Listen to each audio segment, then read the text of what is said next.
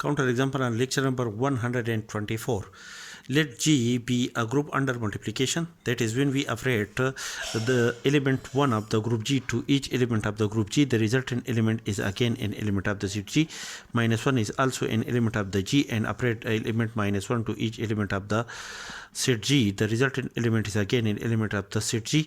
The element minus iota is an element of the set G, and operate each iota to each element of the set G. The resultant element is again an element of the set G. Minus iota is also an element of the set G. Operate minus iota to each element of the set G. The resultant element is again an element of the set G. Therefore, multiplication is a binary operator on a set G. Also, the element 1 is an identity element of the set G, because when we operate the element 1 to each element of the set G, the result is equal to the same element. When we operate 1 to 1, 1 multiplied by 1 is equal to 1, 1 multiplied by minus 1 is equal to minus 1, 1 multiplied by iota is equal to iota, 1 multiplied by minus iota is equal to minus iota. Also, the minus 1 is the inverse of itself, and iota is the inverse of minus iota. Therefore, the inverse of each element of the set G is an element of the set G. Therefore, the second property is also satisfied. Also, the associative property is satisfied in set G. To check the third one condition, that select three element 1, minus 1 and iota, and these three element of G satisfy associative property. Select the next three element 1, iota and minus iota. These three element also satisfy associative property, and select the next three element minus 1, iota and minus iota.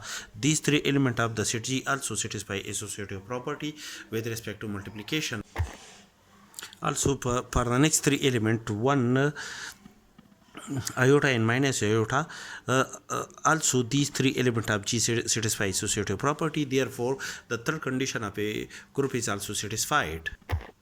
Therefore, the set G with respect to the binary operation multiplication is a group. The set H contains the element 1 and minus 1 of the set G is satisfy all the condition of a group. Therefore, the set H, which is a subset of the set G, is a subgroup of the group G. The left coset of the subgroup H in a group G, determined by an element iota belong to the set G of the iota belong to the group G, is iota multiplied by H. This is the left coset of the subgroup H of group G. That these elements are calculated as operate the element iota to the element 1 of the set H. The resultant element is iota. Operate the element iota of the set G to an element minus 1 of the subgroup H of a group G. The resultant element is minus iota. Therefore, the left coset of the subgroup H in a group G, determined by an element iota belong to G, is a set contain the element iota and minus iota. Now, the number of elements in the left cosets of the subgroup H in a group G, defined by an element iota belong to the group G, is equal to 2. And the order of the subgroup H in a group G is also equal to 2. Therefore, the number of elements in each left coset of the subgroup H in a group G are the right coset of the subgroup H in a group G is equal to the order of the subgroup H in a group G, which is our required result. This is the result. This is a counter example on lecture number 1 on a theorem discussed in lecture number 124.